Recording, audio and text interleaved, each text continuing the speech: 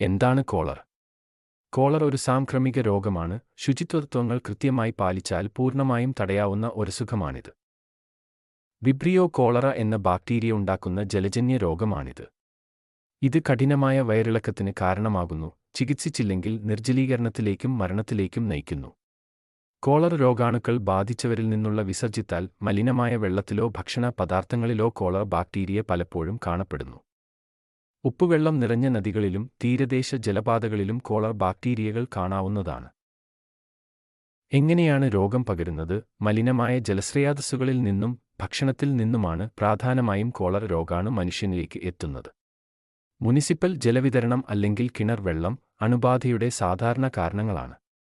ശുചിത്വം കുറവുള്ള പ്രദേശങ്ങളിൽ താമസിക്കുന്ന ആളുകൾക്ക് അപകടസാധ്യത കൂടുതലാണ്.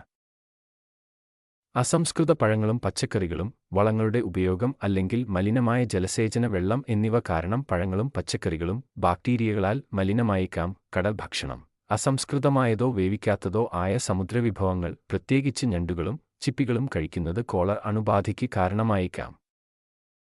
കോളർ രോഗിയെ പരിചരിക്കുന്ന വ്യക്തി മലമൂത്ര മാലിന്യങ്ങൾ കൈകാര്യം ചെയ്തതിനു ശേഷം സോപ്പിട്ട് കൈ കഴുകിയില്ലെങ്കിലും രോഗവ്യാപനം ഉണ്ടാകും. രോഗാണു ശരീരത്തിൽ പ്രവേശിച്ചു മിക്കവാറും 1-2 ദിവസത്തിനകം അസുഖമുണ്ടാകുന്നു. രോഗലക്ഷണങ്ങൾ: ഓക്കാനം, പെട്ടെന്നുള്ള വയറിളക്കം, മിതമായതോ കഠിനമായതോ ആയ നിർജ്ജലീകരണം, ഛർദി. കോളറ മൂലമുണ്ടാകുന്ന നിർജ്ജലീകരണം പലപ്പോഴും ഗുരുതരമാണ്. അതിയായ ക്ഷീണം, മൂത്രത്തിന്റെ അളവ് കുറവ്, കടുത്ത ദാഹം, ക്രമരഹിതമായ ഹൃദയമിടിപ്പ്, കുറഞ്ഞ രക്തസമ്മർദ്ദം. രോഗാണുബാധയുണ്ടായാലും 75% ആൾക്കാരും യാതൊരു ലക്ഷണങ്ങളും പ്രകടിപ്പിക്കാറില്ല. 25% ആളുകളിൽ കടുത്ത ഛർദി, വയറിളക്കം എന്നിവ കാണപ്പെടുന്നു. കഞ്ഞിവെള്ളം പോലെയുള്ള മലമാണ് കോളറയുടെ പ്രത്യേകത. ലക്ഷണങ്ങൾ കാണിക്കുന്നവരിൽ നിർജ്ജലീകരണം ഉണ്ടാകുന്നതു മരണത്തിന് കാരണമായേക്കാം. ശരീരത്തിൽ ഗ്ലൂക്കോസിന്റെയും മറ്റു ലവണങ്ങളുടെയും കുറവ് മൂലം അപസ്മാരത്തിന് കാരണമായേക്കാം. അപകടസാധ്യത ഘടകങ്ങൾ: കോളർ ആരെയും ബാധിച്ചേക്കാം, എന്നാൽ ചില ഘടകങ്ങൾ അത് ഗുരുതരമാകാനുള്ള സാധ്യത വർദ്ധിപ്പിക്കാം. 1. വൃത്തിഹീനമായ ചുറ്റുപാടുകൾ, മോശം ശുചീകരണവും മലിനജലവും ഉള്ള സ്ഥലങ്ങളിൽ കോളർ വൈറസ് ഉണ്ടാകാൻ ഉള്ള സാധ്യത കൂടുതലാണ്. 2. രോഗബാധിതരായ കുടുംബാംഗങ്ങൾ കോളർ രോഗികളുമായി അടുത്തിടപഴകുന്നത് അണുബാധയ്ക്കുള്ള സാധ്യത വർദ്ധിപ്പിക്കും. 3. ആമാശയത്തിലെ കുറഞ്ഞ ആസിഡിന്റെ അളവ് കോളർ ബാക്ടീരിയകൾക്ക് ഉയർന്ന അസിഡിറ്റി ഉള്ള അന്തരീക്ഷത്തിൽ ജീവിക്കാൻ കഴിയില്ല. ആമാശയത്തിലെ കുറഞ്ഞ ആസിഡിന്റെ അളവ് ഈ രോഗത്തിന് ഇരയാക്കും. 4. രക്തഗ്രൂപ്പ് O ഉള്ള ആളുകൾക്ക് കോളറ വരാനുള്ള സാധ്യത മറ്റ് രക്തഗ്രൂപ്പുകളുള്ളവരേക്കാൾ ഇരട്ടിയാണ്. 5.